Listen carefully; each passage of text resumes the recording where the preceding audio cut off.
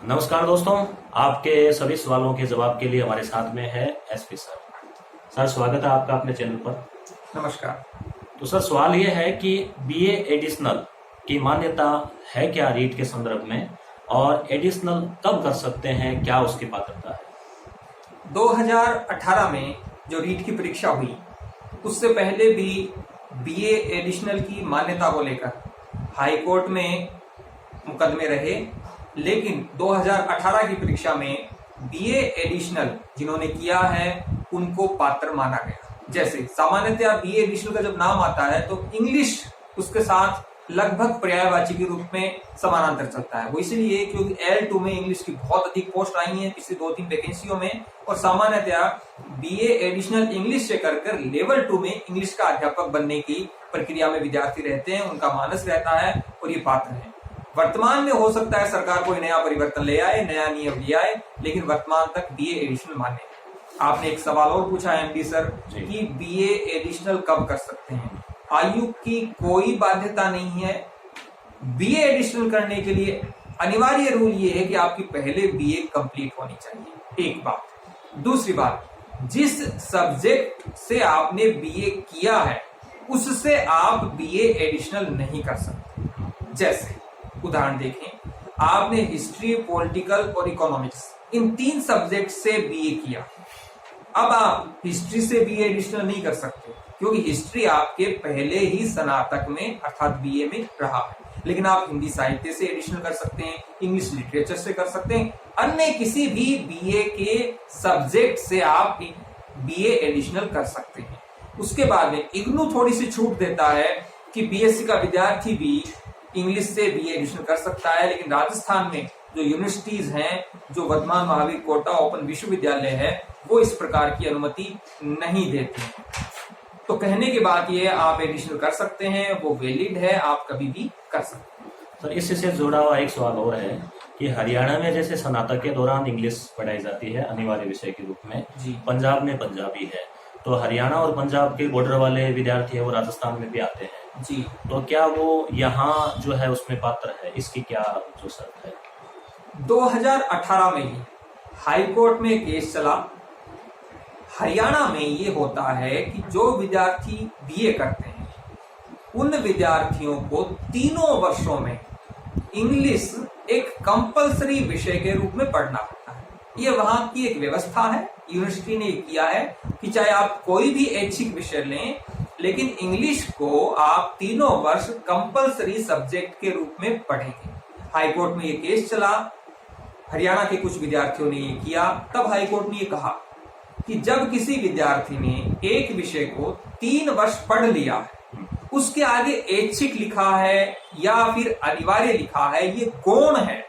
महत्वपूर्ण ये है कि उसने उस विषय को 3 वर्ष में पढ़ा है। तो हाई कोर्ट ने हरियाणा के उन विद्यार्थियों के पक्ष में निर्णय दिया, और शायद 3 या 4 विद्यार्थी थे जो इंग्लिश से राजस्थान में केवल इसी आधार पर नौकरी लगे कि उनके बीए में तीनों वर्ष में कंपलसरी के रूप में इंग्लिश थी। तो इसका निष्कर्ष ये निकलता है कि आपके मार्कशीट में यदि तीनों वर्षों में इंग्लिश है, उसके आगे क्या लिखा है, कंपलसरी, ऐच्छिक या कुछ भी नहीं लिखा है, कोई फर्क नहीं पड़ता, आप इंग्लिश के अध्यापक या अध्यापिका बन सकती हैं। इंग्लिश हो, हिंदी हो या पंजाबी? हाँ, पंजाबी का जो है, सरिता वाला जी का ये सवाल था जहां तक मुझे याद है, तो पंजाबी का मुझे एग्जैक्ट ध्यान में नहीं है।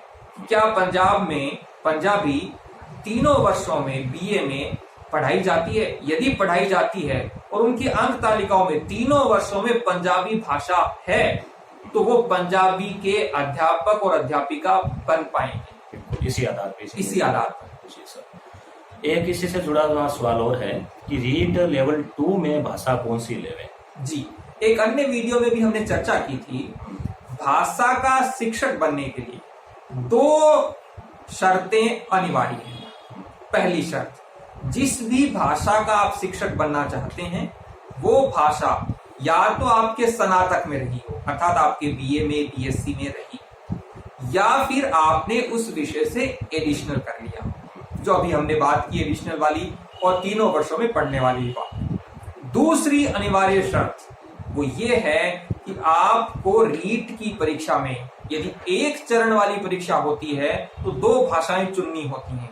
उन 2 भाषाओं में से कोई एक भाषा वो होनी चाहिए जो आपके बीए में भी रही थी और यहाँ पर भी भाषा में है, तब आप उस भाषा के शिक्षक बन पाएंगे। ये 2 तो हैं अनिवार्य। यदि एग्जाम की जो प्रक्रिया जिस पर चर्चा चल रही है कि यदि 2 चरणों में होता है, रीट परीक्षा होती है, उसके बाद में एक अन्य और परीक्षा होती है, तब वहां आपके पर्टिकुलर जिस भी भाषा के आप शिक्षक या शिक्षिका बनना चाहते हैं उसका एक सब्जेक्ट का पेपर होगा, वो आपके क्वेश्चन आएंगे। वहीं एक विद्यार्थी ने सवाल पूछा कि सर उसमें जो सवाल आएंगे, मान लीजिए 60 सवाल आते हैं या 100 सवाल आते हैं, हिंदी के संदर्भ में उनका सवाल था, वो सवाल केवल व्याकरण से होंगे या उसमें हिंदी साहित्य का इतिहास भी पूछा जाएगा। तो ये तो तब हम बता पाएंगे जब ये तय हो जाएगा कि दूसरी परीक्षा होगी और ये सरकार बताएगी कि उस दूसरी परीक्षा में किस विषय का क्या पाठ्यक्रम है। हम वर्तमान में तो इसे बता नहीं सकते, लेकिन फिर भी मैं यदि अनुमान लगाऊं तो मेरा मानना है कि उसमें व्याकरण भी रहेगी और कुछ आपका अंश जो है वो हिंदी साहित्य का इतिहास या फिर हिंदी का जो अन्य पाठ्यक्रम है वो भी शामिल होगा। तभी आपको विषय की गहराई वो परख पाएंगे। मुख्य शर्त जो है वो स्नातक के दौरान अध्ययन किया हुआ होना चाहिए। ये बहुत बेसिक है पहली। दूसरी है कि रीट में उनको रखनी होगी और तीसरी है कि वो उस भाषा का एक स्पेशल पेपर भी दें यदि दूसरी परीक्षा होती है तो। और बीएड करते समय वो 2 सब्जेक्ट लेते हैं, उनका आगे कोई महत्वपूर्ण इसमें नहीं है जी।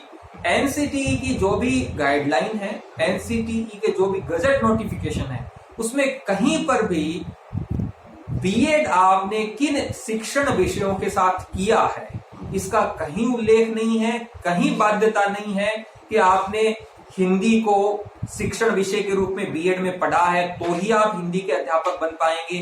नहीं साहब, ऐसा कोई भी रूल आज तक नहीं है, न ही एनसीटीई की कोई गाइडलाइन में है। रूल इतना ही है, आपके वो बीए में होने चाहिए या फिर आपने उससे बीए एडिशनल किया हो, वो आपके भाषा के रूप में हो, और या फिर आप दूसरा परीक्षा होती है तो वो आपके सब्जेक्ट के रूप में। और L1 को लेकर भाषा संबंधी कोई शंका? L1 में कोई विवाद नहीं है। उसका कारण ये है कि L1 में जो भी अध्यापक बनते हैं वो केवल और केवल एक विषय के बनते हैं और वो विषय है पर्यावरण अध्ययन। आप चाहे बीए हो, बीकॉम हो, बीएससी हो, अब तो L1 में सभी विद्यार्थी शामिल होने जा रहे हैं। बीएसटीसी वाले विद्यार्थी भी शामिल होने जा रहे हैं और जिन्होंने बीएड किया है वो विद्यार्थी भी शामिल हो रहे हैं। जब बीएड के विद्यार्थी शामिल हो रहे हैं इसका मतलब है BA plus BEd, BSc plus BEd, BCom plus BEd, ये सभी विद्यार्थी शामिल हो रहे हैं और ये सभी विद्यार्थी एक ही विषय के लिए दौड़ेंगे और वो है पर्यावरण अध्ययन। वहां पर आपको केवल 2 भाषाएं चुननी है, वो चुननी होंगी आपको 7 भाषाओं में से। जैसे मैंने एक अन्य वीडियो में बताया, हिंदी, संस्कृत, इंग्लिश, सिंधी, गुजराती, पंजाबी और उर्दू।